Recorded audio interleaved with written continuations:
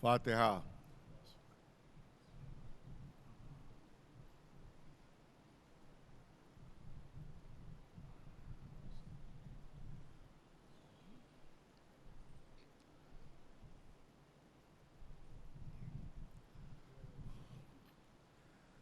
اعوذ باللہ السمیع العلیم من الشیطان اللعین الرجیم، بسم اللہ الرحمن الرحیم، الحمد للہ رب العالمین، والصلاة والسلام علی سید الانبیاء والمرسلین، سیدنا و نبینا و شفیع المذنبین ابی القاسم محمد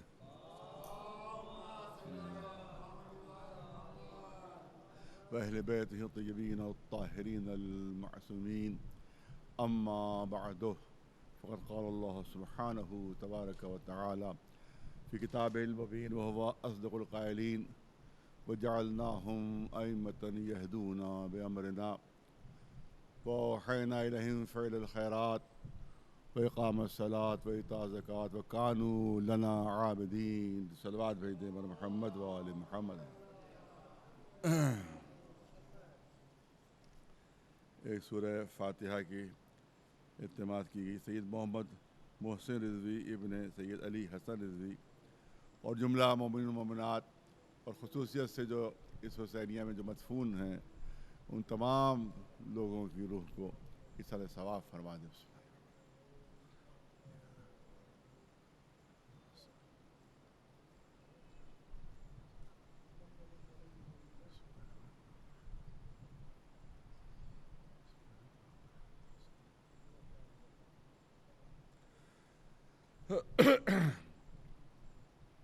تبرکاً چند جملے عزائے امام حسین علیہ السلام کے سلسلے میں، کیونکہ ادھر محرم قریب آنے لگتا ہے، ادھر فتوے آنے لگتے ہیں اور مبارکبادیں بھی دی جانے لگتی ہیں، اور کہا جاتا ہے کہ بھئی خوشی مناؤ اور غم نہ مناؤ۔ بہت میں اس پر پڑھ چکا ہوں، بے شمار دلیلیں اس کے خلاف میں دے چکا ہوں یہاں مسلسل امام بڑا فرماب میں۔ تو دو ایک چیزیں ہیں جو تبرکاً عرض کرنا چاہتا ہوں۔ پہلی بات تو یہ ہے کہ صاحب شہید پر نہیں رونا چاہیے، کیونکہ شہید ہوتا ہے زندہ، اور زندہ پر تو کوئی نہیں روتا۔ ابھی جو مر جاتا ہے اس کے اوپر رویا جاتا ہے، زندہ پر تو نہیں رویا جاتا۔ تو عجیب ایک فلسفہ ہے، ایک تضاد ہے، وہ آپ کے سامنے پیش کرنا چاہتا ہوں، ایک کنٹراڈکشن ہے جو آپ کے سامنے پیش کرنا چاہتا ہوں۔ ایک فتویٰ ہے کہ کسی کو وسیلہ نہ بناؤ، دعاؤں میں کسی کو وسیلہ بنانا بدعت ہے، حرام ہے، شرک ہے، مشرک ہے وہ جو شیعوں کا قتل کا فتویٰ عام طور سے اسی بنیاد پر دیا جاتا ہے کہ یہ وسیلہ بناتے ہیں اہل بیت کو، اور وسیلہ بنانا شرک ہے، لہذا مشرک ہے، جب مشرک ہے تو واجب القتل ہے۔ اسی بنیاد کے اوپر لاکھوں لاکھ شیعوں کو قتل کیا گیا، لاکھوں لاکھ شیعوں کو مارا گیا، وسیلے کے بنیاد کے اوپر کہ وسیلہ بناتے ہیں اہل بیت علیہ السلام کو، لہذا مشرک ہے۔ تو اب پوچھا گیا کہ بھئی زمانے رسالت میں وسیلہ رسول اللہ کو بنایا گیا، یہاں تک کہ خلیفہ ثانی نے جناب ابن عباس کو وسیلہ بنایا، اور پتہ نہیں کتنے وسیلوں کے جو ثبوت خود حدیثوں میں اور تاریخ میں محفوظ ہیں کہ وسیلہ بنایا گیا۔ تو پھر ایک پلٹی کھائی گئی اور کہا گیا جب یہ ثابت ہو گیا کہ وسیلہ بنایا گیا اور اصحاب کرام نے وسیلہ بنایا، تو کہا گیا انہوں نے زندوں کو وسیلہ بنایا تھا۔ اس کا مطلب ہے کہ زندوں کو اللہ کا شریک بنا دینا شرک نہیں ہے۔ اب زندوں کو اللہ کا شریک بنانا شرک نہیں ہوا، مردوں کو نہ بنائیے۔ اب سوال یہ ہے، شرک تو شرک ہے، چاہے مردے کو آپ اس میں شریک کریں یا زندہ کو شریک کریں تو شرک تو شرک ہی کہلائے گا۔ لیکن جب ثابت ہو گیا اور انکار نہیں کر سکے تو اب پلٹی کھائے، کیونکہ اب تو شیعوں کو تو مارنا ہی ہے، انہیں قتل ہی کرنا ہے، لہذا کوئی نہ کوئی بہانہ تو ہونا چاہیے۔ لہذا اب زندوں کو جو ہے وہاں بنا سکتے ہیں، فلاں صحابی نے بنایا، فلاں صحابی نے بنایا، یہاں تک خلیفہ ثانی کے لیے بھی رپورٹ موجود ہے کہ انہوں نے بھی وسیلہ بنایا۔ بارش کے سلسلے میں. تو اس کے بعد یہ کہ تا وسیلہ لہٰذا آپ زندوں کو ہے آپ بنا سکتے ہیں. زندوں کو حالانکہ یہ خود ہی بات غلط ہے اپنی یہاں کے اوپر. شرک ہے، چاہے زندہ کو بنائے شریک، چاہے مردہ کو شریک بنائے، یہ تھوڑی ہو سکتا ہے. لیکن بہرحال چلیے ہم نے مان لیا کہ صاحب زندوں کو جو ہے وہ وسیلہ بنایا جا سکتا ہے اور مردوں کو نہیں بنایا جا سکتا. جب بھی ہم اہل بیت، بہت توجہ، جب بھی ہم اہل بیت کو وسیلہ بناتے ہیں، جب ہم ان کو وسیلہ بناتے ہیں تو ہم سے کہا جاتا ہے مردوں کو وسیلہ کیوں بنا رہے ہو، حرام ہے، شرک ہے، مردوں کو وسیلہ نہ بناؤ. لہذا جب ہم اہل بیت کو بناتے ہیں وسیلہ تو کہا جاتا ہے یہ مردہ ہیں، ان کو وسیلہ نہ بناؤ. اور جب ہم ان پر روتے ہیں، جب ہم ان پر گریہ کرتے ہیں تو کہا جاتا ہے یہ زندہ ہیں، زندوں پر کیوں رو رہے ہو. پہلے خود فیصلہ کر لو کہ تم زندہ مانتے ہو کہ مردہ مانتے ہو، پھر ہم پر فتویٰ لگانا. ایک صلوات بھیجے بر محمد وآلہ.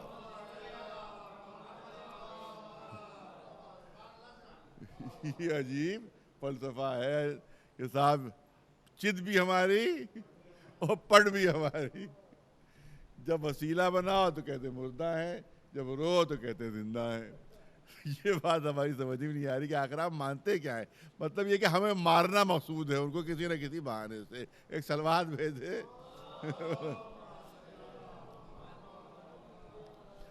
جناب حمزہ پر گریہ ثابت ہے رسول اللہ کا گریہ. جناب حمزہ سید الشہداء ثابت ہے. روئے خود فرمایا کون ہی رو رہے ہو میرے چچا پر، کوئی رونے والا نہیں ہے. ما یبکی البواکی علی امی حمزہ، ہمارے چچا حمزہ پر کوئی رونے والا نہیں ہے. تمام مسلمانوں نے اپنے مرنے والوں کو، شہیدوں کا ماتم چھوڑ کر جناب حمزہ کا ماتم کیا. جب جناب جعفر کی شہادت کی خبر ملی ہے، یہ بھی موجود ہے متفق علیہ حدیث کہ وہ یبکی البواکی مثل جعفر. دیکھیے بہت توجہ ہے کہ جعفر کے مثل شہیدوں پر رونے والوں کو رونا چاہیے. یہ نہیں کہا کہ جعفر پر رونا چاہیے. توجہ رہے، یہ نہیں فرمایا رسول اللہ کہ جعفر پر رونا چاہیے. اگر یہ فرما دیا ہوتا تو گریہ محدود ہو جاتا جناب جعفر کے لیے. لیکن رسول نے ارشاد فرمایا مثل جعفر جو دنیا سے رخصت ہوں ان کے اوپر گریہ کرنا چاہیے. تو جو بھی جناب جعفر کی طرح سے اپنی جان دے دے اور اپنے شہادت کا ہدیہ دے دے، اس کے اوپر رسول نے گریہ کرنے کی اجازت دے دی ہے. ایک صلوات بھیجے محمد والے. لہذا یہ صرف اور صرف نقلی طریقے پر صرف شیعوں کو قتل کرنے کے لیے اور شیعوں کے قتل کا بہانہ ڈھونڈنے کے لیے اس طرح سے یہ مفتی فتوے دیتے ہیں تاکہ شیعوں کو مسلمان ایک دوسرے کو قتل کرے، ایک دوسرے کو مارے. اور یہ پورا جو ہے وہ صہیونی سازش اور پورے اسلام دشمن طاقتوں کی سازش کے تحت یہ فتوے دیے جاتے ہیں. اب سوال یہ ہوتا ہے کہ صاحب کیوں روتے ہیں اور کیوں گریہ کرتے ہیں. ہم سے پوچھا جاتا ہے آپ روتے ہی کیوں ہیں بھائی، گریہ کیوں کرتے ہیں. اب میں یہاں پر جواب دینا چاہتا ہوں، میں بہت توجہ چاہوں گا. دیکھیے دو طرح کے لوگ ہوتے ہیں. ایک کوئی بھی دنیا سے رخصت ہو گیا، کوئی میت ہو گئی، تو آپ کو جنازے میں دو طرح کے لوگ ملیں گے. بہت توجہ رہے. دو طرح کے لوگ، کچھ رو رہے ہوں گے اور کچھ خاموش سر جھکائے جنازے کے ساتھ ساتھ چل رہے ہوں گے. نہیں، بہت توجہ چاہوں گا. کچھ جنازے میں رو رہے ہوں گے، گریہ کر رہے ہوں گے، شدت سے تڑپ رہے ہوں گے، اور کچھ خاموش ہوں گے. اب آپ کو پوچھنے کی ضرورت نہیں ہے وہاں.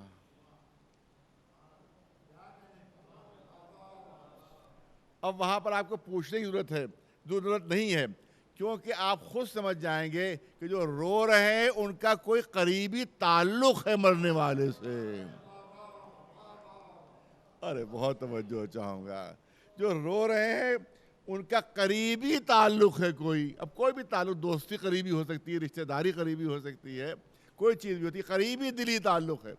قریبی دلی تعلق ہے. رونے والے جو رو رہے ہیں ان کا گریہ اس بات کو ثابت کرے گا. پوچھنے کی ضرورت نہیں ہے، سوال کرنے کی ضرورت نہیں ہے. ان کا گریہ اس بات کو ثابت کر دے گا، ان کا رونا اس بات کو ثابت کر دے گا، ان کے آنسو اس بات کو ثابت کر دیں گے کہ مرنے والے سے ان کا دلی تعلق ہے، اس لیے رو رہے ہیں۔ اور کچھ لوگ صرف سر جھکائے ہوئے چلے جا رہے ہوں گے، اس سے آپ سمجھ لیں گے کہ یہ تکلفاً آ تو گئے ہیں، یہ تکلفاً آ تو گئے میت میں، مگر ان کا میت سے کوئی دلی تعلق نہیں، یہ رسماً آ گئے ہیں، نبھانے کے لیے آ گئے، رسم دنیا کو نبھانے کے لیے آ گئے ہیں، لیکن ان کا کوئی دلی تعلق نہیں ہے۔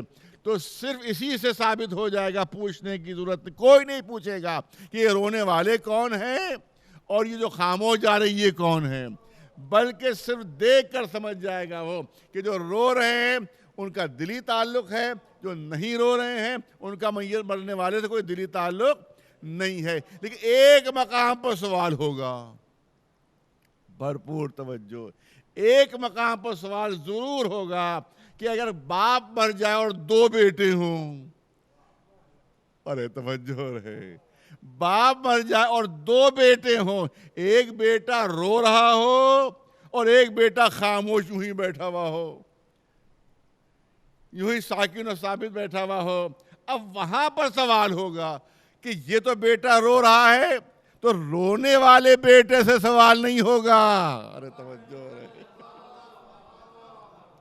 ارے توجہ چاہوں گا، جو رو رہا ہے اس بیٹے سے سوال نہیں ہوگا کہ کیوں رو رہا ہے، اس بیٹے کے بارے میں پوچھا جائے گا کہ جو نہیں رو رہا ہے کہ یہ بیٹا تو رو رہا ہے، یہ بیٹا کیوں نہیں رو رہا ہے؟ تو جو وہاں آس پاس کے لوگ یہ بتائیں گے یہ اس لیے نہیں رو رہا ہے کہ اس کو باپ پہلے ہی آگ کر چکا ہے اس کی بدعمالیوں کی بنا پر، لہذا وہ نیک و صالح بیٹا ہے جو رو رہا ہے، یہ بیٹا پہلے ہی سے آگ شدہ ہے۔ ایک صلوات بھیجے بلند آواز، ایک صلوات بلند آواز صبر محمد وآل محمد۔ تو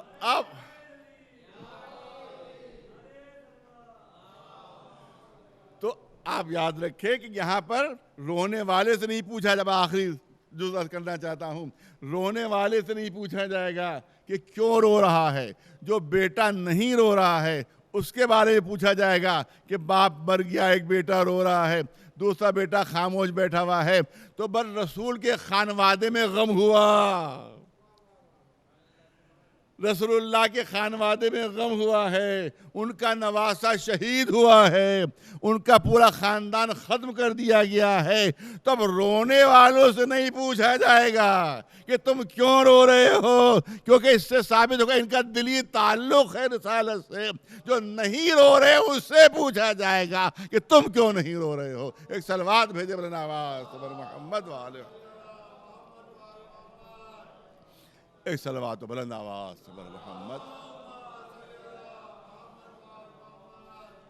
کہا گیا صاحب سب خوشی مناتے ہیں، آپ پہلے دن سال کے جو ہیں وہ غم مناتے ہیں، تو یورپ میں صاحب خوشی منائی جا رہی پہلے سال کے پہلے دن، امریکہ میں خوشی منائی جا رہی ہے سال کے پہلے دن، اور صاحب ہمیں تانا دیتے ہیں یورپ والے، ہمیں تانا دیتے ہیں امریکہ والے، ہمیں تانا دیتے ہیں سب لوگ، ارے صاحب ہم تو پہلے دن خوشی مناتے ہیں، تم لوگ غم مناتے ہو۔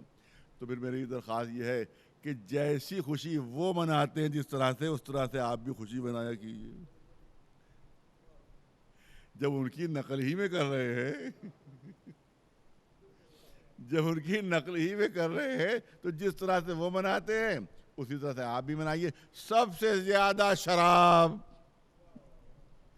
اس شب میں پی جاتی ہے کہ جو سال کی پہلی رات ہوتی ہے، سب سے زیادہ ایکسیڈنٹ آپ دیکھ لیجئے خبروں میں، سب سے زیادہ ایکسیڈنٹ اسی شب میں اسی دن میں ہوتے ہیں جو سال کا پہلا دن ہوتا ہے، کہ شراب میں اتنے غرق ہو جاتے ہیں، عیاشی میں اتنے غرق ہو جاتے ہیں کہ پتہ نہیں کتنے ایکسیڈنٹ کر دیتے ہیں، خود بھی اپنے کو مار لیتے ہیں، دوسروں کو مار دیتے ہیں۔ تب اسی طرح سے آپ بھی منائیے، اور یاد رکھیے کہ اگر غم امام حسین نہ ہوتا تو شاید یورپ کے نقلچی اسی طرح سے سال کا پہلا دن منایا کرتے۔ اور یہ حسین کا احسان ہے کہ اس نے تمہیں گناہوں سے بچا لیا ہے، اس کے یہ حسین کا احسان ہے کہ اس نے ان گناہوں سے بچا لیا ہے جو غیر مسلم کرتے ہیں. تو اس کا مطلب ہے آج بھی حسین اس شخصیت کا نام ہے جو ایک مسلمان اور غیر مسلمان میں تمیز کا ذریعہ بن جاتا ہے. ایک صلوات بھیجے بلند آواز سے بر محمد. ایک صلوات بلند آواز سے بر محمد.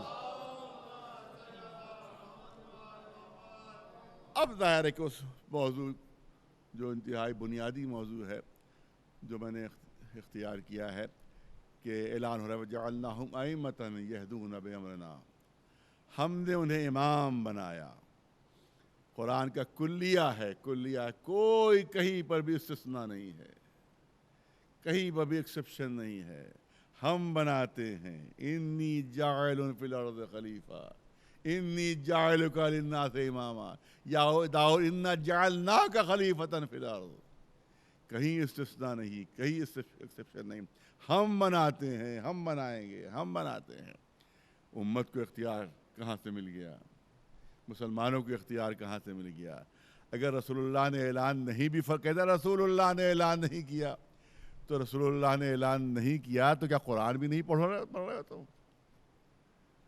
نہیں, رسول اللہ نے ایک بار نہیں 1000 بار اعلان کیا ہے, مگر یہ نہیں کہا کہ بنا رہا ہوں, کیونکہ خود رسول کو بھی بنانے کا حق نہیں تھا. خود رسول کو بھی بنانے کا حق نہیں تھا. میں نے 3-4 سال پہلے ساری حدیثیں پیش کی تھی کہ جس میں رسول اللہ نے بڑے بڑے اب یہاں پر میرے پاس وہ حدیثیں موجود نہیں ہیں کیونکہ اس میں حوالے بھی ضروری ہوتے ہیں, ورنہ لوگ کہیں صاحب کس کتاب میں, کہاں کتاب میں ہے. تو تقریر میں تو حوالے دیے جا سکتے تھا, پرچہ لے لیا, کیونکہ یہاں پر لکھنؤ میں پرچہ لے کر مجلس پڑھنے کی کوئی روایت نہیں ہے, لہذا وہ حوالے رہ جاتے ہیں. حالانکہ یہ غلط ہے, حوالے کے ساتھ حدیث ہونا چاہیے, حوالے کے ساتھ جو ہے اور ساتھ ہونا چاہیے کہ صفحہ 70 کون سی کتاب کہاں چھپی ہے, تاکہ بات بالکل مستحکم ہو جائے. تو میں نے انٹرنیٹ پہ میری ایک تقریر ہے جس میں وہ تمام انہیں حدیثوں کے حوالے دیے ہیں کہ جو رسول اللہ کے پاس بڑے بڑے سردار آئے. ایک سردار عرب آتا ہے کہ جس کے پاس 5000 قبیلے کے لوگ تھے اور سب کے سب جنگجو تھے, سب کے سب بہادر تھے. اے اللہ کے رسول, اے مسلمانوں کے رسول, ہم مسلمان ہو گئے تیار. سردار عرب کہہ رہا ہے, اس قبیلے کا سردار کہہ رہا ہے 5000 جنگجو میرے ساتھ ساتھ ہیں, 5000 بہادر میرے ساتھ ساتھ ہیں. اگر میں آپ کے ساتھ آ گیا تو آپ بہت بڑی طاقت بن جائے گی, آپ کی بہت بڑی قوت بن جائے گی آپ کی. لہذا ایک شرط ہے میری, یہ سیرت ابن ہشام, سیرت ابن اسحاق, طبقات ابن سعد, تمام کتنی قدیم ترین کتابوں میں میرے پاس حوالے موجود ہیں. انشاءاللہ اگر موقع ہوا تو اس کو حوالے پیش کر دوں گا. میں یہاں پر اس کو تکلف نہیں کروں گا کہ پرچہ پڑھ رہا ہوں لہذا کیونکہ وہ حوالے ضروری ہیں, بہت ضروری ہیں, تاکہ غلط فہمی دور ہو جائے, غلط فہمی رفع ہو جائے کہ بڑا آدھا سردار, اور سردار کہتا ہے کہ ہمارے 5000 ہمارے جوان آپ کے ساتھ آ جائیں گے, سب کے سب مسلمان میرے ساتھ ہو جائیں گے. ایک شرط ہے, آپ کے بعد جانشینی مجھے مل جائے, آپ کے بعد حکومت مجھے مل جائے. صاف رسول نے کہہ دیا یہ اختیار میرے پاس نہیں ہے, اللہ کے پاس ہے. ایک صلوات بھیجے بلند آواز سے. اور جہاں تک مجھے یاد آ رہا ہے نام, کیونکہ میں نے ایک دم سے ذہن میں یہ بات آئی ہے, پہلے ذہن میں نہیں تھی, کہ اس بات کو بھی کہہ دوں. عامر ابن طفیل نام کا ایک بہت بڑا بہادر بھی تھا, بہت بڑا خطیب بھی تھا, بہت بڑا شاعر بھی تھا. زبردست خطیب, زبردست شاعر. وہ رسول کی خدمت میں آتا ہے, اللہ کے رسول میں مسلمان ہونے کی تیار ہوں, میری شاعری ایسی ہے کہ ہزاروں مسلمان ہو جائیں گے, میری خطابت ایسی کا زور ہے, خطابت کا زور کہ میں اپنے خطابت کے زور کے اوپر ہزاروں کو مسلمان بنا لوں گا, مگر ایک شرط ہے میری. کا شرط کیا ہے؟ نیابت مجھے ملے, خلافت مجھے ملے. تمام کتابوں میں درج رسول کا جواب کہ نہیں میرا اختیار نہیں, اللہ جسے چاہے گا منتخب کرے گا. ایک صلوات بھیجے بلند آواز. ایک اور سردار عرب آتا ہے, ہم جان دینے کے لیے تیار ہیں, ہم تلواریں نکالنے کے لیے تیار ہیں, مگر حکومت بعد میں ہمیں ملے, خلافت بعد میں ہمیں ملے. رسول نے فرمایا نہیں میرے اختیار میں نہیں ہے. پلٹ گیا, واپس ہو گیا. ارے جانے ہم دے, خون ہم بہائیں اور حکومت کسی اور کو ملے، لہذا میں مسلمان نہیں ہوں گا۔ رسول نے گوارا کر لیا واپس ہو جائے، مگر اس سے وعدہ نہیں کیا۔ ایک صلوات بھیج دے مولانا نواز پر محمد والا۔ تو خود آپ کی کتابوں میں تمام چیزیں موجود ہیں، پھر کیوں دنیا کو دھوکہ دے رہے ہو کہ اللہ رسول اللہ نے کسی کا انتخاب نہیں کیا تھا، امت پر چھوڑ دیا تھا۔ نہ رسول نے امت پر چھوڑا، نہ اللہ نے امت پر چھوڑا ہے۔ ایک صلوات بھیجے مولانا نواز پر محمد والا۔ ایک صلوات مولانا نواز پر محمد و آل محمد۔ اور میں نے عرض کیا تھا قرآن ہی کی بنیاد کے اوپر کہ سب سے اہم عہدہ جو ہے وہ عہدہ امامت ہے، جس کے لیے جناب ابراہیم دلیل اور ثبوت ہیں، کیونکہ سب سے آخر میں ان کو عہدہ امامت مل رہا ہے، اور آخر میں ملنا اس بات کی دلیل ہے کہ سب سے بڑا عہدہ ہے۔ اسی طرح سے تمام جتنے بھی عہدے ملے، کہیں نہ قرآن میں ملتا ہے نہ کہیں کسی روایت میں ملتا ہے کہ جناب ابراہیم کا امتحان لیا گیا ہو، لیکن یہ عہدہ امامت کے لیے امتحانات کا پورا سلسلہ ہے، ایک نہیں، پورے سلسلے امتحانات ہیں کہ وہ یہاں تک کہ میں نے کہا آگ کے اندر ڈالا جاتا ہے، اور آگ بھی ایسی کہ پورے ملک میں اعلان ہو گیا تھا کہ ہر ایک کے اوپر واجب ہے کہ وہ کچھ نہ کچھ لکڑیاں لا کر ثواباً جو ہے وہ اس میں شامل کرے، تاکہ نمرود کا جو دشمن ہے اس کو سزا دی جائے۔ لہذا ہزاروں من کی لکڑی جمع ہو گئی تھی۔ اس پہ جب آگ لگائی گئی تو آگ اتنی زبردست تھی کہ پرندے بھی اوپر سے نہیں اڑ پاتے تھے، اور اس کے بعد اتنی زبردست آگ، اور اس کے بعد عالم یہ تھا کہ خود کوئی نمرود قریب نہیں جا پا رہا تھا، خود نمرودی قریب نہیں جا پا رہے تھے، اتنی زیادہ آگ تھی۔ اب یہیں کے اوپر ایک یہ کہا جاتا ہے کہ یہ مجلسیں کیوں ہیں، یہ ماتم کیوں ہے، یہ گریہ کیوں ہے، یہ غم کیوں ہے، تو میں اس کے لیے ہلکا سا ایک واقعہ بیان پیش کر کے اور اس بات کو پیش کرنا چاہتا ہوں کہ ہم غم کیوں مناتے ہیں، ہم آنسو کیوں بہاتے ہیں، ہم تذکرہ امام حسین کیوں کرتے ہیں۔ لہٰذا روایت میں موجود ہے کہ ایک مینڈھک چھوٹا سا تھا، وہ جاتا تھا قریب کے دریا سے، اپنے منہ میں تھوڑا سا پانی لیتا تھا اور جا کر دور سے وہ پانی پھینک دیتا تھا اس آگ کے اوپر، دور سے وہ پانی پھینک دیتا تھا، پھر جاتا تھا، پھر اپنے منہ میں پانی لیتا تھا، اس کے بعد پھر وہ آگ کے اوپر اچھال دیتا تھا۔ دیکھا منظر کہ بھئی یہ کیا بات ہے، تم یہ اتنی بڑی آگ، یہ تمہارے اتنے سے 2 قطروں کے جو پانی ہے تمہارے منہ میں، اس سے آگ کیسے بجھ جائے گی، یہ تم کیا بے وقوفی کی حرکت کر رہے ہو؟ کہ بے وقوفی کی حرکت نہیں کر رہا ہوں، میں اللہ کو یہ بتانا چاہتا ہوں کہ مجھے ظالموں کی حمایتوں میں شمار نہ کرنا، بلکہ میں مظلوم کا حمایتی ہوں۔ میں اظہار کر رہا ہوں کہ میں مظلوم کا حمایتی ہوں، لہذا ہماری مجلسیں اس لیے ہوتی ہیں کہ دنیا ہمیں ظالموں کا حامی شمار نہ کرے، ہم مظلوموں کے حامی ہیں۔ ایک صلوات بھیج دے مولانا نواز پر محمد والا۔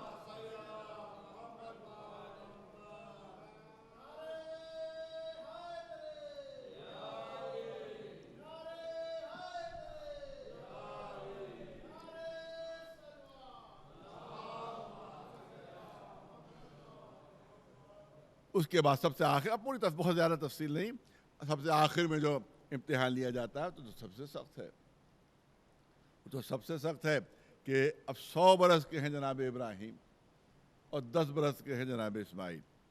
اس کے بعد حکم الہی ہوتا ہے، خواب کے ذریعے سے حکم الہی ہوتا ہے کہ ابراہیم تمہیں اسے ذبح کرنا ہے، اور اس کے بعد جناب اسماعیل کو بلا کر کہتے ہیں کہ اے اسماعیل، ہمیں حکم الہی ہوا ہے کہ میں تمہیں ذبح کروں۔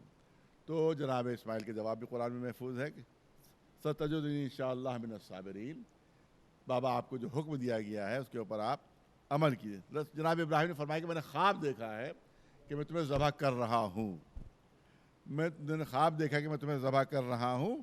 جناب ابراہیم نے یہ نہیں کہا تھا کہ مجھے حکم دیا گیا ہے، بلکہ ان کا صرف اتنا ارشاد تھا کہ میں نے خواب دیکھا ہے کہ میں تمہیں ذبح کر رہا ہوں۔ جناب اسماعیل فرماتے ہیں کہ اے بابا، آپ کو جو اللہ نے حکم دیا ہے اس کے اوپر آپ عمل کیجئے۔ بھئی یہیں سے نبی اور غیر نبی کا فرق بھی معلوم ہو جاتا ہے کہ نبی اگر خواب بھی دیکھتا ہے تو وہ حکم الہی بن جاتا ہے۔ ایک صلوات بھیجے مولانا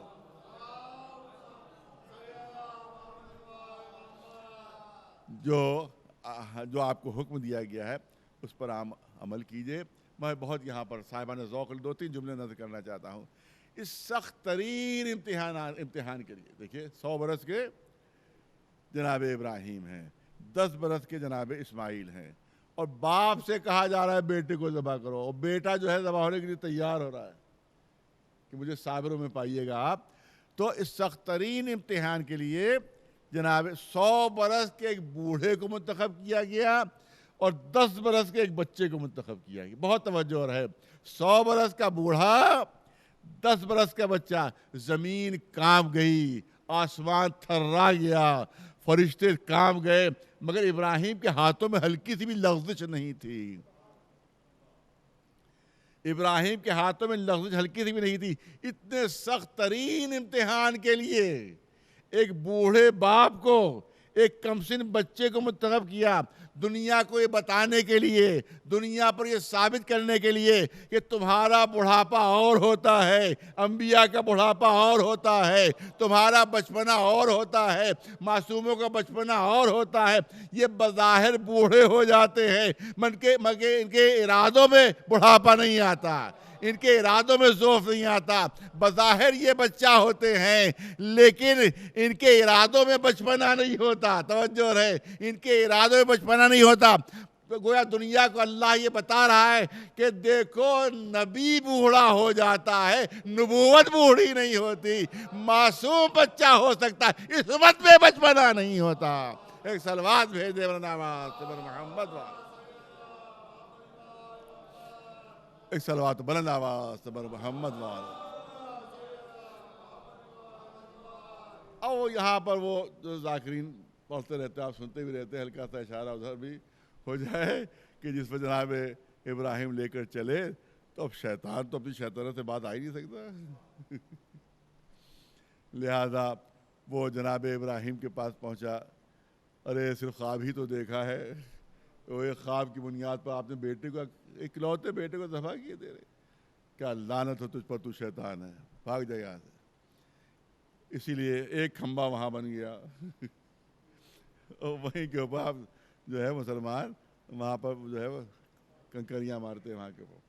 جناب اسماعیل کے پاس پہنچا کہ بچے ہیں یہ تو بہکی جائیں گے، ارے کسی دعوت پہ نہیں لیے جا رہے، کوئی دعوت وعوت نہیں ہے، دھوکے میں نہ آنا، ذبح کرنے لیے جا رہے ہیں، تمہیں ذبح کرنے لیے جا رہے ہیں۔ معصوم ہے، پہچان کے شیطان ہے، لہذا لاہور پڑھی، اس کو بھگایا، بھاگ یہاں سے، تو شیطان ہے۔ اب جب جناب ابراہیم اور اسماعیل کو نہیں بہکا سکا تو اس نے سوچا کہ اب وہ حاجرہ تو غیر معصومہ ہے، وہ تو مجھے پہچان نہیں پائیں گی۔ پہنچا، دروازہ کھٹکھٹایا، جناب حاجرہ نے کہا مجھے کون ہے؟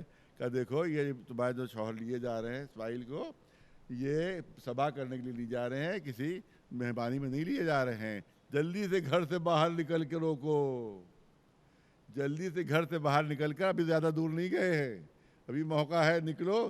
کہا شیطان ہے تو، جلدی سے بھاگ جا۔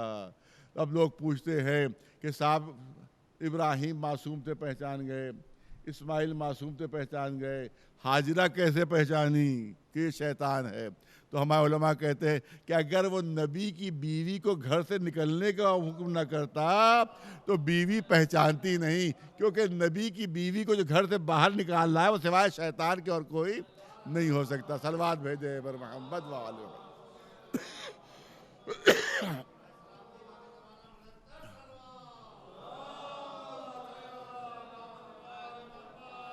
بس توجہ چاہوں گے، آپ حضرات کی توجہ چاہوں گے، بھرپور توجہ۔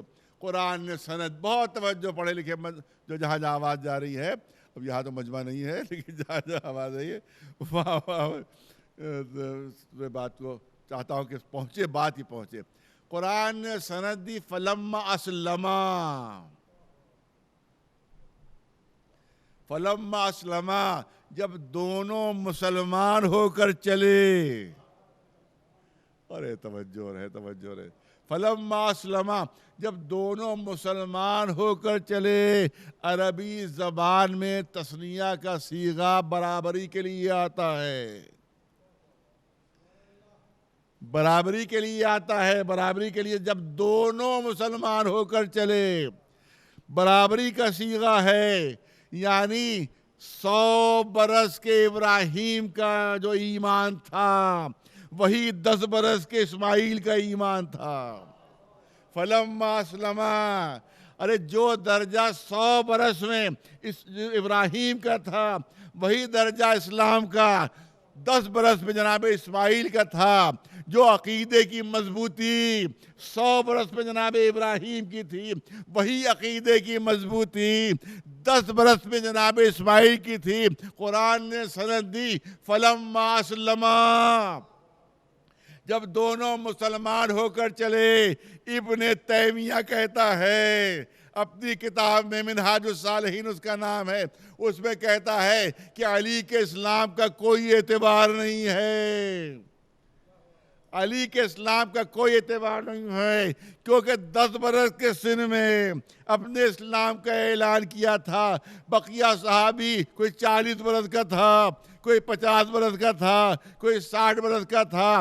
تو کسی نے اپنے 40 برس کے سن میں مسلمان ہوا، کوئی 50 برس کے سن میں مسلمان ہوا، اور علی اپنے اسلام کا اعلان 10 برس کے سن میں کر رہے ہیں. 10 برس کے بچے کے اسلام کا کوئی اعتبار نہیں ہے.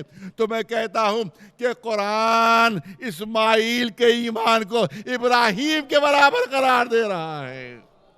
تو قرآن تو 10 برس کے بچے کے ایمان کو ابراہیم کے ایمان کے برابر قرار دے کر اس کو سند دے رہا ہے. تم کیسے قرآن کے ماننے والے ہو جو علی کے اسلام پر اعتراض کر رہے؟ صلوات بھیجے بر محمد وعلی. ایک صلوات بلند آواز سے بر محمد وعلی محمد. فلما، دونوں مسلمان ہو کر چلے. بہت توجہ رہے. پھر دونوں کو اسلام کی سند دی، باپ کو بھی سند، بیٹے کو بھی سند. بہت توجہ. صرف ایک مرتبہ باپ نے اپنے بیٹے کو قربانی کی منزل پر لٹا دیا. قرآن نے کہا باپ مسلمان، بیٹا ایک مرتبہ قربانی کی منزل پر لیٹ گیا. قرآن نے کہا مسلمان. توجہ رہے، اسماعیل ذبح نہیں ہوئے تھے، صرف قربانی کی منزل میں لیٹ گئے تھے. ایک مرتبہ باپ نے لٹا دیا. قرآن نے کہا مسلمان. ایک مرتبہ بیٹا قربانی کی منزل میں لیٹ گیا. قرآن نے کہا مسلمان. تو اگر ایک بار باپ اپنے بیٹے کو قربانی کی منزل میں لٹا دے تو قرآن اس کو اسلام کی سند دیتا ہے. لیکن ابو طالب ہر رات اپنے بیٹوں کو قربانی کی منزل میں لٹا رہے اور تمہاری نگاہوں میں کافر ہے. ایک صلوات بھیجے محمد والے. ایک صلوات بلند آواز سے بر محمد وآل محمد. تو یہ ایک بنیادی باتیں ہیں جو چند آپ کے سامنے عرض ہوئی ہیں.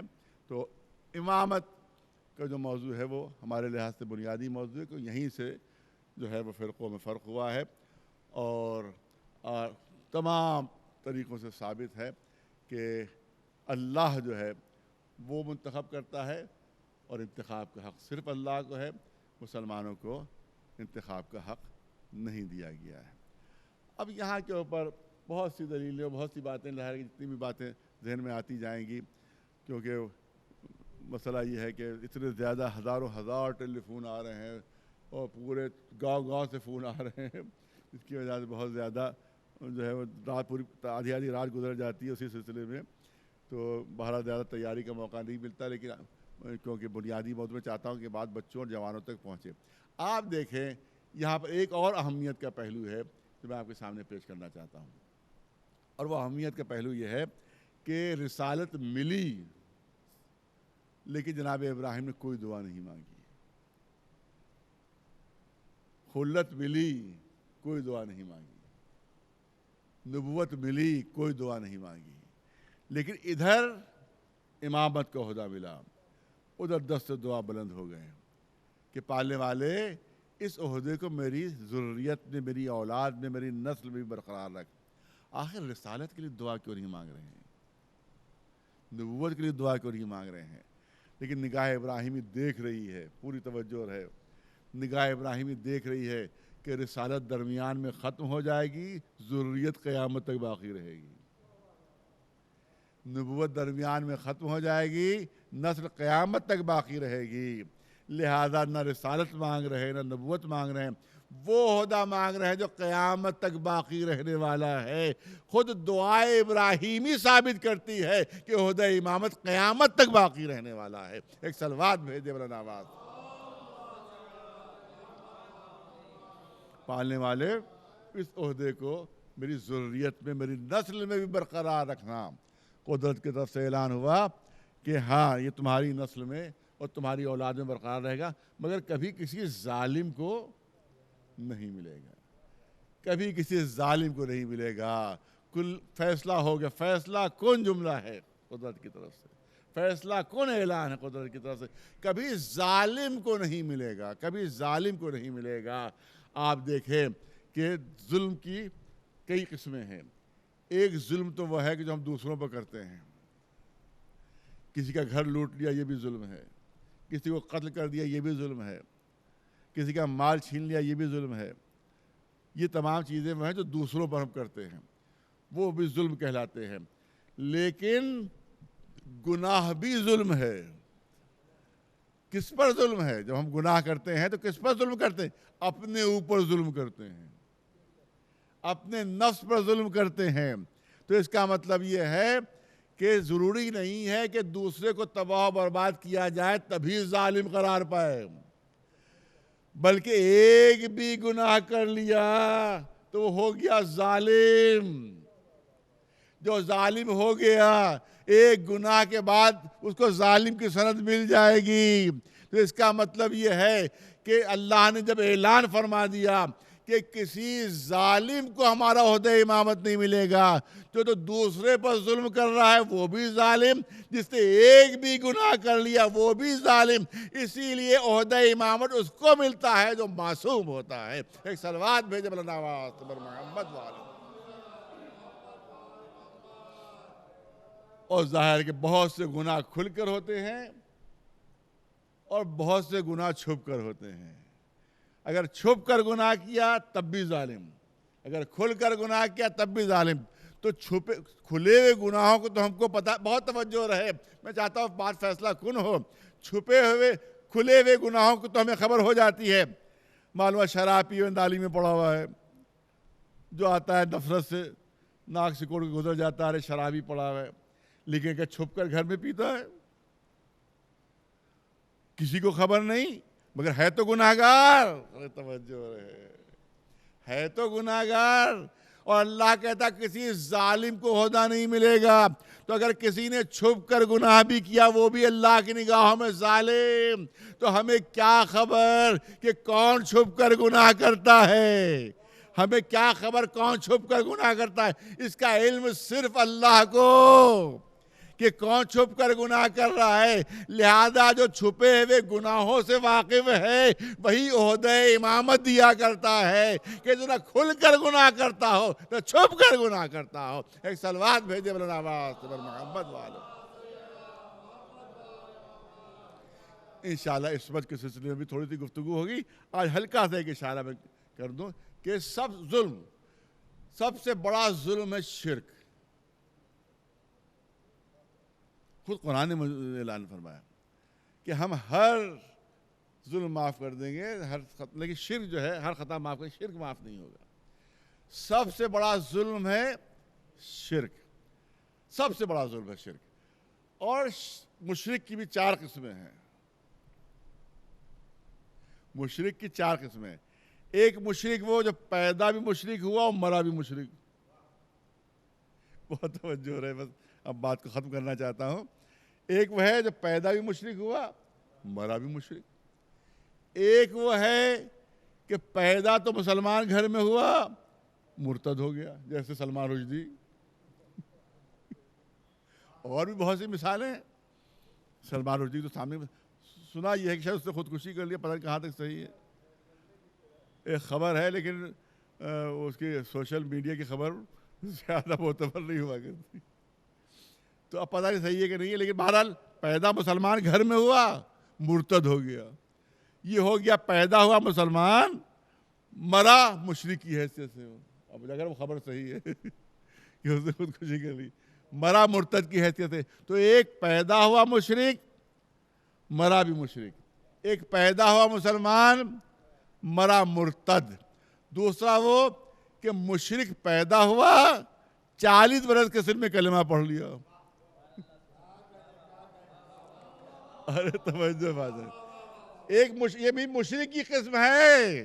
ارے توجہ رہے, ایک مشرک کی تیسری قسم ہے کہ پیدا ہوا مشرک, 40 برس کا سن آیا, 45 برس کا سن آیا, 50 برس کا سن آیا, اب ہو گیا کلمہ پڑھ کے وہ مسلمان ہو گیا. تو یہ ہوئے 3 قسمیں, ایک پیدا مشرک مرا مشرک, ایک پیدا مسلمان مرا مشرک, ایک پیدا ہوا مشرک 40 برس کے سن میں کلمہ پڑھ لیا, اس نے مسلمان ہو گیا. اور ایک قسم وہ ہے کہ ماں کی گود سے لے کر قبر کی گود تک کبھی کوئی شرک کیا ہی نہ ہو.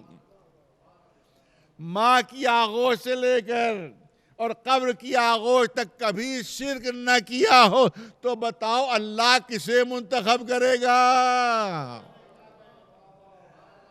کسے منتخب کرے گا؟ مولا علی کے ارشاد یہ ہے کہ میں وہ شخصیت ہوں کہ کبھی ایک لمحے کے لیے بھی میں نے غیر اللہ کی طرف سر نہیں جھکایا ہے.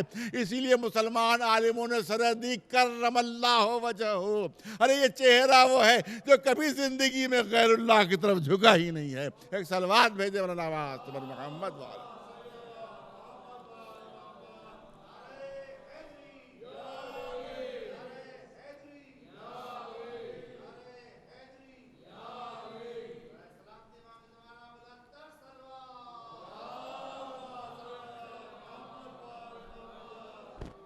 یہ دیکھو, عام انسان پر کوئی ظلم کرے تو وہ ظالم ہے, جو مسلمان پر ظلم کرے وہ اس سے بڑا ظالم ہے. کسی بھی عام انسان پر ظلم کرنے کی اجازت نہیں ہے کہ آپ کوئی غیر مسلم ہے تو آپ کو اجازت پر ظلم کرنے کی نہیں اجازت, نہیں ظلم کر سکتے. بلکہ یہاں تک حدیث میں ہے کہ مسلمان اگر کسی غیر مسلم پر ظلم کرے گا تو اللہ مسلمان کی بات نہیں مانے گا, اس کافر کی بات مانے گا. اور حدیث ہے کہ مظلوم کی آہ میں کفر رکاوٹ نہیں بنتا. یہ حدیث ہے, یہ رسول اللہ کا ارشاد ہے کہ مظلوم کی آہ کو پہنچنے میں اللہ تک کفر رکاوٹ نہیں بنتا ہے. یعنی اگر مظلوم کافر بھی ہے تو اس کی آہ اللہ سنتا ہے, چاہے ظالم مسلمان ہی کیوں نہ ہو, ظلم کرنے والا مسلمان ہی کیوں نہ ہو. تو اس کا مطلب یہ ہے کہ اگر کسی نے غیر مسلم پر بھی ظلم کیا وہ بھی ظالم کہلائے گا. کسی نے مسلمان پر ظلم کیا تو وہ اس سے بڑا ظالم. اور اگر کوئی خانوادہ رسالت پر ظلم کر رہا ہو, کوئی خانوادہ اہل بیت پر ظلم کر رہا تو اس سے بڑا ظالم کون ہوگا؟ کبھی فاطمہ زہرا کے دروازے پر لکڑیاں ہیں, آواز دی جا رہی ہے کہ علی کو باہر نکالو ورنہ ہم گھر کو جلا دیں گے. شہزادی فریاد کر رہی ہے کہ اس گھر میں تو میرے چھوٹے چھوٹے بچے, اس گھر میں تو حسن حسین ہیں, کیا بچوں سمیت گھر کو جلا دو گے؟ کیا حسن حسین سمیت گھر کو جلا دو گے؟ آنے والوں نے کہا کہ ہاں ہم بچوں سمیت گھر کو جلا دیں گے. اور دروازے میں آگ لگائی جاتی ہے, دروازہ توڑا جاتا ہے, شہزادی دیوار اور در کے درمیان آتی ہے. جناب محسن کی شہادت, جناب محسن کی شہادت, علی کے گلے میں رسی, مدینے کی گلیاں ہیں اور علی کو کھینچا جا رہا ہے. اس سے بڑا ظالم اور کون ہوگا؟ اس سے بڑا ظلم اور کیا ہوگا؟ آخر میں امام حسن ظلم کی انتہائی ہے کہ اس کے ذریعے سے زہر دلوایا گیا کہ جس پر انسان سب سے زیادہ بھروسہ کرتا ہے, سب سے زیادہ جس پر اعتماد کرتا ہے، جس کو رفیقہ حیات کہا جاتا ہے، جس کو شریک حیات کہا جاتا ہے، جس پر انسان سب سے زیادہ بھروسہ کرتا ہے، اس کے ذریعے سے اس کو لالچ دے کر، اس کو خرید کر، اس کے ذریعے سے ایسا ظلم، تو دوہرا ظلم تھا یہ امام حسن پر دوہرا ظلم تھا، دوہری اذیت تھی آقا کو، دوہری اذیت، جسمانی اذیت بھی تھی اور روحانی اذیت بھی تھی۔ جسمانی اذیت یہ تھی کہ جگر کے ٹکڑے کٹ کٹ کر تشبیہ گر رہے تھے، اور روحانی اذیت یہ تھی کہ اس نے زہر دیا تھا کہ جس پر انسان سب سے زیادہ بھروسہ کرتا ہے۔ اس کے بعد کربلا کا میدان ہمارے سامنے ہے، یا کوئی ظلم ایسا نہیں ہے کہ جو برپا نہ کیا گیا ہو۔ آج تک کربلا میں مظالم کی فہرست ہی نہیں بن سکی ہے، آج تک کتنے ظلم ہوئے کربلا میں، اس کی فہرست ہی نہیں بنی ہے کہ کتنے ظلم ہوئے، کتنے ظلم ہوئے۔ چھوٹے چھوٹے بچوں پر ظلم، معصوم بچیوں پر ظلم، ننھے سے علی اصغر پر ظلم، ارے مظالم کی انتہا آج تک فہرست مکمل نہیں۔ لاکھ کوئی فہرست بنائے اور اس کے بعد دعویٰ کرے کہ ہم نے کربلا کے سارے مظالم لکھ دیے، سارے مظالم لکھ دیے، مگر کوئی آگے بڑھ کر کہہ سکتا ہے ارے تم نے یہ ظلم تو لکھا ہی نہیں، تم نے یہ ظلم تو لکھا ہی نہیں۔ ہاں عزیزانو، میں نے کہا کہ کربلا کا میدان وہ میدان ہے کہ جہاں ایک آئینہ خانہ ہے کہ جس میں 72 حسین نظر آ رہے ہیں۔ جو اصحاب امام حسین ہیں ان کی قربانیوں میں بھی کوئی کمی نہیں ہے۔ کربلا میں 2 مائیں ایسی ہیں، میں چاہتا ہوں کہ ایک شہید کا تذکرہ، ایک صحابی حسین کا تذکرہ۔ کربلا میں 2 مائیں ایسی ہیں کہ جن کے سامنے ان کے بیٹوں کو ذبح کیا گیا۔ 2 مائیں ایسی ہیں، ایک مادر جناب وہب ہیں کہ جن کے بیٹے کو ان کے سامنے ذبح کیا گیا، اور دوسرے بیوے جناب مسلم ابن اوسجا ہیں کہ جن کے بچے کو ان کے سامنے ذبح کیا گیا۔ تاریخ کہتی ہے جناب مسلم ابن اوسجا بڑھاپے کا عالم ہے، والد مرحوم یہ مصائب کبھی کبھی پڑھتے تھے اس مجلس میں، لہٰذا میں انہی کی تاثیر میں یہ مصائب پڑھ رہا ہوں کہ جناب مسلم ابن اوسجا بڑھاپے کا عالم ہے، زوجہ ساتھ ہے، ایک چھوٹا سا بچہ ساتھ ہے، میدان جنگ میں جاتے ہیں، داد شجاعت دیتے، بہادری کا مظاہرہ، بڑھاپے کے عالم میں زخمی ہو کر گرے، آقا حسین سرحانے پہنچ گئے، مجاہد کا سر جلتی زمین سے اٹھا کر اپنے زانو پر رکھا۔ حسین نے کبھی گوارا نہیں کیا کہ کسی مجاہد کا سر جلتی زمین پر رہے، ہر ایک کے سرحانے پہنچے، مسلم نے اوسجا کا سر اپنے زانو پر رکھا۔ اس وقت جناب حبیب زندہ تھے، حیات تھے، ساتھ ساتھ تھے، جناب حبیب ساتھ ساتھ ہے، جناب مسلم نے آنکھ کھولی، بس دم نکلنے والا ہے، روح پرواز کرنے والی ہے۔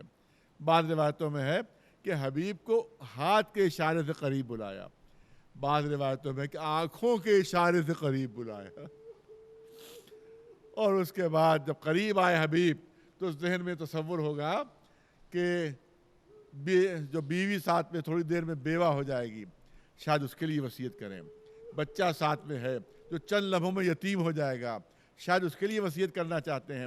لیکن تاریخ کربلا گواہ ہے کہ جیسے ہی حبیب قریب آئے، مسلم نے اشارہ کیا امام حسین کی طرف، اے حبیب اوسی کا بہذا الرجل، اے حبیب جب تک میں زندہ رہا حسین پر کوئی آنچ نہیں آنے دی، اے حبیب وعدہ کرو جب تک زندہ رہو گے حسین پر کوئی آنچ نہیں آنے دو گے۔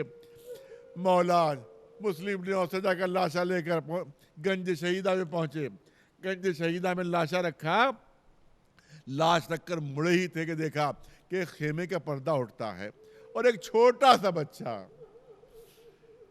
دوڑتا ہوا میدان کی طرف چلا۔ بچہ اتنا کمسن تھا کہ کمر میں جو تلوار بندھی ہوئی تھی وہ زمین پر خط دیتی جا رہی تھی۔ جیسے ہی میدان کی طرف ننھے سے بچے کو جاتے دیکھا، امام نے فرمایا اے حبیب دیکھیے یہ کس کا بچہ ہے جو میدان جنگ کی طرف جا رہا ہے؟ ارے تیروں کی بارش ہو رہی ہے، کہیں اس بچے کو کوئی تیر نہ لگ جائے، کہیں یہ بچہ زخمی نہ ہو جائے، اے حبیب جائیے اس بچے کو واپس لے آئیے۔ حبیب دوڑے، دوڑ کر بچے کے قریب پہنچے، بچہ اتنا چھوٹا تھا، حبیب نے گود میں اٹھا لیا، گود میں اٹھائے مولا کی خدمت میں پہنچے۔ مولا نے پوچھا کس کے نور نظر ہو، کس کے لگتے جگر ہو؟ اس بچے نے جواب دیا آقا ارے جن مسلم کی لاش ابھی آپ لے کر آئے ہیں میں انہی کا بیٹا ہوں۔ یہ سننا تھا، مولا فرماتے ہیں حبیب اس بچے کو خیمے میں واپس کر دیجئے، اس کی ماں کے لیے اس کے باپ کا غم کافی ہے۔ یہ سننا تھا، اس بچے نے جواب دیا آقا یہ سر پر جو چھوٹا سا ماما ہے یہ ماں نے اپنے ہاتھوں سے باندھا ہے، ارے یہ کمر میں جو تلوار نظر آ رہی ہے یہ ماں نے اپنے ہاتھوں سے باندھی ہے۔ ارے گفتگو ہو رہی تھی، تیرے خیمہ سے آواز آتی ہے آقا ایک بیوہ کا ہدیہ ہے، یہ آقا رد نہ کیجیے گا، ایک بیوہ کا ہدیہ ہے۔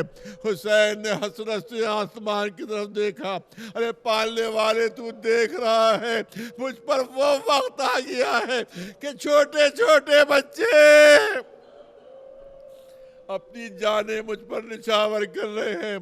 بچہ میدان میں جاتا ہے، ماں در خیمہ سے بچے کا منظر دیکھ رہی ہے، زخمی ہو کر بچہ گرا، ارے قاتل خنجر لے کر آگے بڑھا، قاتل بھی دیکھ رہا ہے کہ ماں در خیمہ پر کھڑی ہوئی ہے، قاتل کو بھی خبر ہے کہ ماں سامنے کھڑی ہوئی ہے، ارے ماں کے سامنے بچے کے گلے پہ خنجر چلا، سر جدا ہوا۔ ظلم کی انتہا یہ کہ قاتل نے وہ سر ماں کی طرف اچھال دیا۔ ہزاروں اب تک تو صبر ہوا لیکن اب بیوہ مسلم سے صبر نہ ہو سکا، دوڑ کر آگے بڑھی، بچے کا سر اٹھایا، اپنے سینے سے لگایا، پیشانی سے خون پوچھا، اس کے بعد روایت کہتی ہے دوبارہ قاتل کی طرف سر اچھال دیا کہ جو ہم راہ خدا میں دے دیتے ہیں وہ واپس نہیں لیتے۔ اے بیوہ مسلم آپ کا صبر مثالی ہے، مگر کم از کم آپ کو اتنا موقع تو مل گیا کہ بیٹے کا سر اپنے سینے سے لگا لیا، پیشانی کو چوم لیا، رخساروں کو بوسہ دے دیا۔ ارے دیکھ لیجئے کہیں ام لیلہ یہ منظر تو نہیں دیکھ رہی؟ ارے کیا اس ماں کے دل میں یہ حسرت نہ ہوگی کہ کاش علی اکبر کا سر بھی مجھے مل جائے، ایک مرتبہ سینے سے لگا لو، ایک مرتبہ پیشانی کا بوسہ دے لو۔ لیکن کربلا سے کوفے، کوفے سے شام، دو کے نیزہ علی اکبر کا سر، میں شہزادی کی خدمت میں ہاتھ جوڑ کر عرض کروں گا اے شہزادی اگر آپ کو بچے کا سر مل بھی جاتا تو آپ اس کو سینے سے لگاتی کیسے؟ ارے پورے راستے ہاتھ پسے گردن سے بدھے ہوئے۔ ماں کے دل میں حسرت رہ گئی، کاش علی اکبر کا سر مجھے ملے، میں اپنے سینے سے لگا۔ سَيَعْلَمُ الَّذِينَ ظَلَمُوا أَيَّ مُنقَلَبٍ يَنقَلِبُونَ أَلَا لَعْنَةُ اللَّهِ عَلَى الْقَوْمِ الظَّالِمِينَ۔